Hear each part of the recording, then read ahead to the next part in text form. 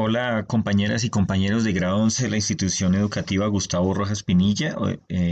Este es un sencillo videíto en el que voy a intentar explicar qué es el informe de lectura y cómo lo vamos a desarrollar con base en el texto de Gorgias, del Elogio de Helena de Gorgias de Leontinos. Em, bueno, empecemos por decir que no es un informe de lectura. Pues un informe de lectura no es un resumen. La idea no es decir lo que ya está en el texto y decirlo con palabras más feas, no. Tampoco es una opinión personal sin fundamento. A veces en el colegio nosotros cuando estamos en los niveles inferiores nos quedamos diciendo es que yo opino que, es que a mí me parece que, etcétera, etcétera. Pero por ahora eso no me interesa, no nos interesa desarrollarlo, pero luego sí vamos a recurrir a las opiniones personales, pero no sin fundamentos. Es decir, esto no va. Y tampoco es una copia de ideas de Internet. Sucede que cuando nosotros estamos también en el colegio, pues como los profesores nos dejan un poco de tareas, la única estrategia que tenemos es recurrir a Internet. En este caso, no podemos hacerlo tan así, o si vamos a citar fuentes, pues hay que citarlas adecuadamente. Cuando yo no le pongo las citas, pues estoy cometiendo un plagio y pues eso claramente es un delito. Pero entonces, ¿qué es un informe de lectura? Vea, les digo lo siguiente, un informe de lectura siempre se lo van a pedir en el colegio y sobre todo en la universidad, estudie lo que usted estudie. ¿Por qué? Porque es uno de los trabajos que más solicitan los docentes. Eh, un informe de lectura favorece la producción de un texto expositivo, es decir, yo planteo unas ideas, explico lo que yo comprendo, describo las partes, analizo. ¿Qué significa analizar? Analizar es dividir por partes, ¿cierto?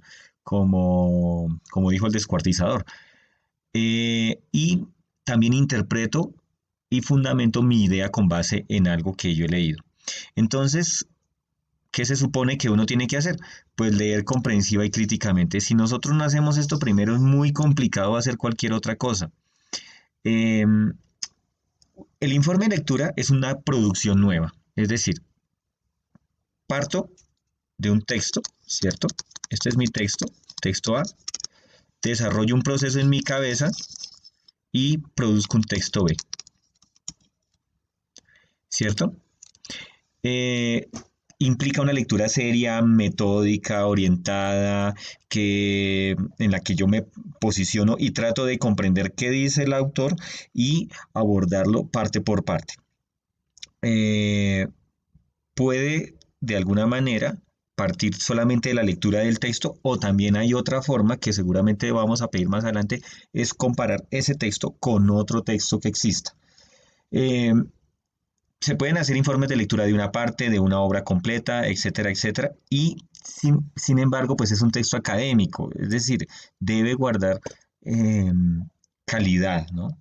En este caso, la idea es que hagamos un informe de lectura tipo Fisher Price, es decir, muy sencillito, en el que vamos a tener las siguientes partes: un encabezado con los datos del estudiante, el nombre de la asignatura, la fecha, el título del trabajo.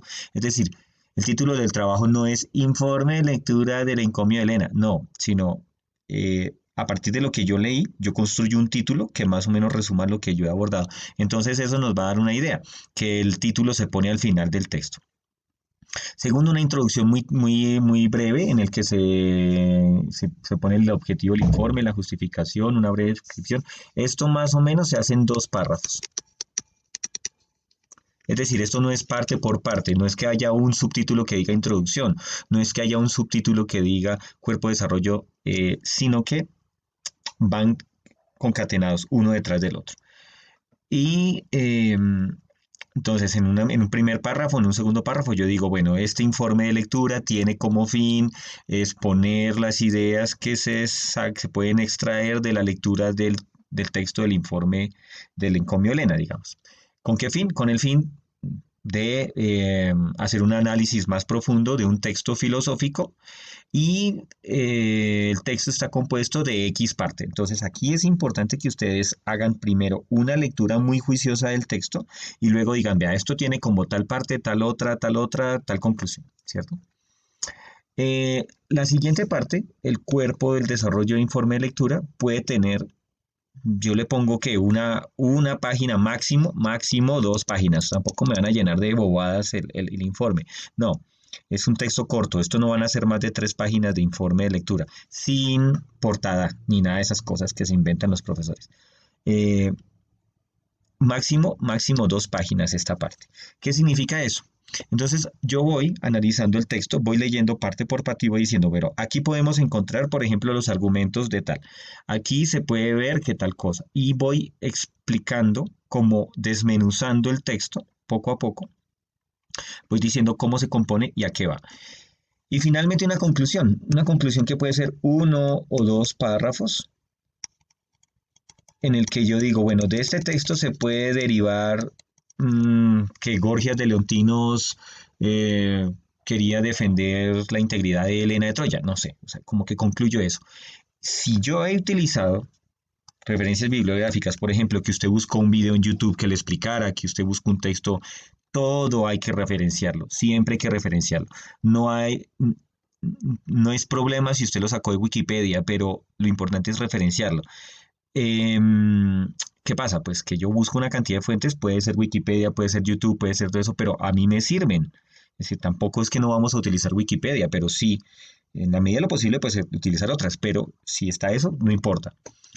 Y con eso, pues sería como las partes. Es muy sencillo. Como les digo, yo creo que esto no son más de 3 páginas, máximo 3 páginas. Tampoco una página, ¿no?